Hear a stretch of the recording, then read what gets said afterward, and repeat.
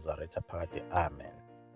Sizoqhubeka kuwo umsebenzi kaNkulunkulu ezweni lakwaZulu lapho esesimthola khona uNkulunkulu esebahlakaza wonke lamabutho akhe ukuthi alakhe lonke izwe labantu abamnyama, ukuthi makufika lezi zizwe zabelungu lezi zingakwenzi kube lula ukuthi yithathe laba bantu zibathumbe zibafake emkhunjini njengoba zenza emazweni aphezulu e-Afrika, ko-Liberia, Egypt nako-Israel. Phela izizwe zabelungu zikade zaqala ukugqilaza ama-Afrika. Nakhona lapha kwa-Israyeli singababoni abantu bakhona bemhlophe, sayibona abantu abamnyama njengoba sike sachaza ekuqaleni ukuthi zonke lezi zizwe ezilapha amaJuda asuka khona le. Axoshwa yibo abelungu lapha babe sebeqala khona sebethutha abantu bebathutha ngemkhumbi beyobagqilaza phesheya, abanye befele emanzini, bethathwe bephoswe phansi emanzini lapha beboshiwe kanzima. Behamba behlabelela bethi inkosi sisize, usilahleleni inkosi ngemakhosi.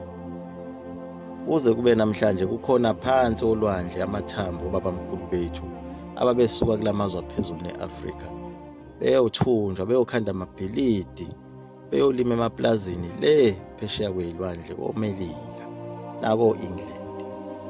Njengoba enye ingxenye yabasuka kwa-Israyeli abahamba ngemkhumbi bayothunjwa phesheya laba esithi ama-Black American Negroes bebuye ngo-1967 bebuyiswa yizwi lengelosi eyayikhulume nomholi wabo Joe Ben Amin. Babuya sebebuyela baze bayofika e-Liberia abafike bagobhobala khona.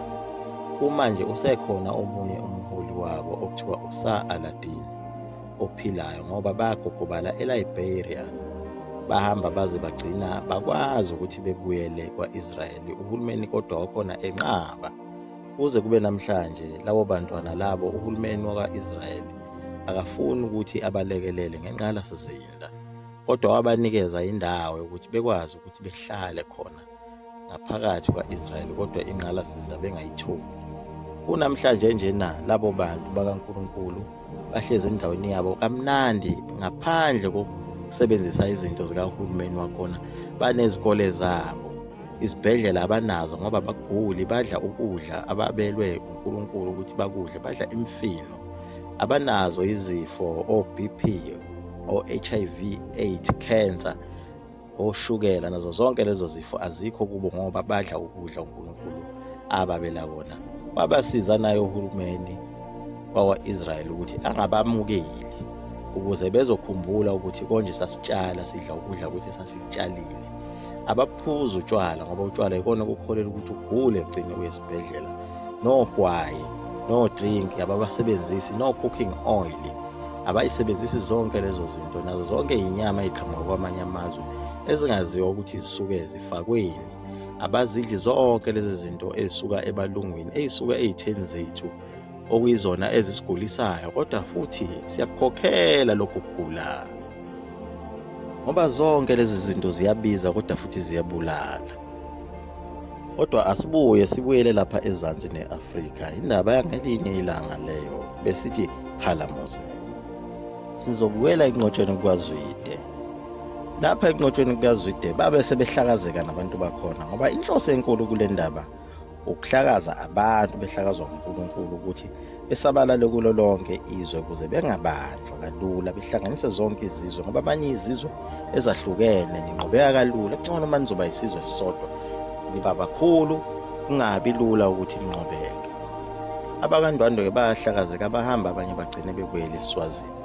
Nakhona ukufika kwabeSwazini bafike babumba isizwe saseSwazini ngoba babevele beyinzalo yakhona. Njengoba sike sakhuluma ulibo lwabenguni ukuthi bangamambo nguni, wonke abantu abayindabuko yabo iseSwazini babuya bazoqinisa ubukhosi bakubo khona eSwazini.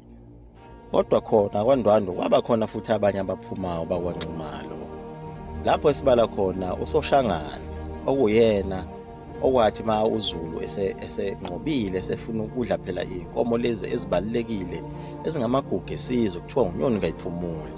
uSoshangana washaya wachitha nalezo nkomo, abaleka waye washona khona ezweni laseMozambique. Uhamba nje lapha endleleni nje uhamba uyakhukhula, uhamba mayifika isizwe ethola isizwe esincane afika sishaya siphose ngaphansi kwakhe. Waze wakhanda isizwe esikhulu naye sakoSoshangane. Khona lapho wahlangana nenye inkosi naye inesizwe esincane, behamba benza lo msebenzi ukuthi behlasela zonke izizwe ababehambe behlangana nazo. Le nkosi yakwaJele othunzwa ngendaba. Baphinde batholana nenye futhi inkosi okuthiwa uNxaba kaMbhekane wakaMavundla. Bahlangana baba bathathu bakhanda inyunyana. Bathi sebebathathu kwabanzima kakhulu kwezinye izizwe-ke manje ngoba base benamandla kakhulu, behamba bemosha kakhulu, bebulala kakhulu yonke into abahlangana nabo, bethathe leso sizwe besifake ngaphansi kwabo, bethathe leso sizwe besifake ngaphansi kwabo. Kwaba kuhle ukuhlangana kwabo, kodwa emehlweni kaNkulunkulu kwahamba kwaba kubi ngoba wathi mayibuka wabona ukuthi hayi kuyonakala manje umsebenzi. Kumele behlukane laba bantu njengoba ekade ehlukanise uShaka noMzilikazi. Wabe sebaxabanisa uNkulunkulu bahlukana phakathi. uNxaba kaMbhekane wahlangana nenkosi uZwangendaba kaJele ukuba babulale inkosi uSoshangane. Bayihlasela inkosi uSoshangane bebabili yona iyodwa, kodwa noma kunjalo inkosi uSoshangane yabanqoba, yabashaya, bahlakazeka kakhulu. Yathi inkosi uZwangendaba isishayiwe naye yabaleka yabheka le, noNxaba kaMbhekane wabheka le. Inkosi uZwangendaba yahamba njalo, ihamba njalo futhi iyakhukhula futhi nayo ayiyekile, ihamba iyashaya iqotha imbokodo esisekelo, ithatha abafazi, ithatha izingane, ithatha isizwe ifake ngaphansi kwayo, ikhuphuka njalo yaze yayofinyelela eTanzania lapho yafike yazinza khona ubukhosi bakhona kwaJele. noNxaba kaMbhekane naye wayehamba eshaya iqotha naye efaka ngaphansi kwakhe, waze wayozinza eMalawi lapho afika ahlala khona ugogobala khona naye, waqhubeka nesizwe sakhe saba sikhulu. Base kuthi uSoshangane yena wabuya wazohlala lapho eMozambique, lapho esithi khona kuseMaputo, kwaba yisona sigodlo sakhe esikhulu. Lapho afika aqamba khona umuzi wakhe, wawuqamba ngomkhulu wakhe, wathi uSegasa omkhulu, lapho esithi khona iSegazankulu. Phela wayeseyincoma ngomkhulu wakhe ezibonga ngayo ukuthi Gasa omkhulu ngoba ukwazi ukushaya izizwe ezimbili ebezithi ziyamhlanganyela, wayinqoba. Inyoni kayiphumuli yakhe yayesekhona lapho. Lena phela ayeyithathe kwaNdwandwe ngoba babethi uyintshontshile ngoba kwakufanele ithole uZulu ngoba uyena wayinqobile, ngoba kwakuba njalo empini uma uhlaselo kufuneka izinkomo zisale kulo winile. Uma ubaleka nazo ungawinanga thathwa ngokuthi lezo nkomo uzebile. AbakwaZulu babengaphumuli bezifuna njalo lezo nkomo lezo ezadliwa uSoshangane kuze kube namhlanje.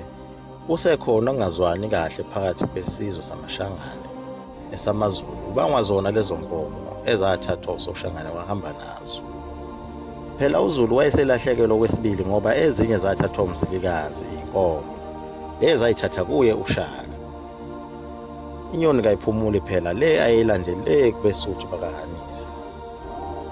Naye uMzilikazi ngesikhathi eseshaywe uShaka esehamba esebangise lapho azofika aphumule khona, wayehamba naye eshanela lapha endleleni, izizwe ayihambe eyishanela. AbeSuthu baba nebhadi kakhulu ngoba waphinda wabaqotha futhi yena uMzilikazi ushona khona. Wayithola inkosi uSigonyela, wayishaya wadla inkomo. Waphinde wathola enye inkosi okuthiwa uPhilani yakhona ebaSuthwini, wayishaya futhi naye wadla inkomo. Ehamba eqoqa zonke lezi zizwe ezincane lezi.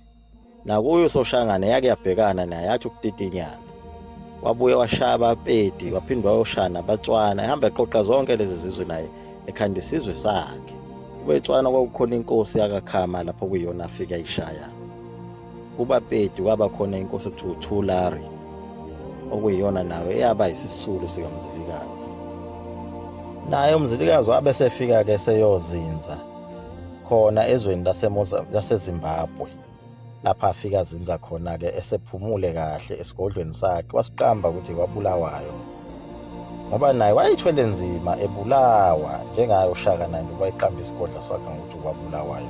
noMzilikazi nawenze njalo ngoba okwakumvelele kulokhu kwakade kuvelele uShaka, impilo yabo yayithi kayifani. Khona abantu bakaNdwandwe kabahambanga bonke, ngoba bakhona abanye abasala bangena ngaphansi kwesizwe sakhona kwaZulu. Sibala nomfana omncane wayesale khona kwaNdwandwe, okuyena wayekhalela enkosini wathi, "Inkosi, ngisale nje sengilusa amankonyane akho." Lo mfana wathathwa-ke wahamba wolusa-ke inkomo zelembe. Baze bamqamba ukuthi ngoba ulusa amankonyana, bathi kusemankonyaneni lapha, naye wagcina sebizwa ngonkonyana lo mfana, okuyena ozala isizwe sakaNkwanyana. Liyaguqa lapho igugedlela. Umakhuluskopu ngenzani? Imali yami igcwele isikhwama. Umzukulu kamafutha omkhulu. Nkosi, busiseni kuzwile.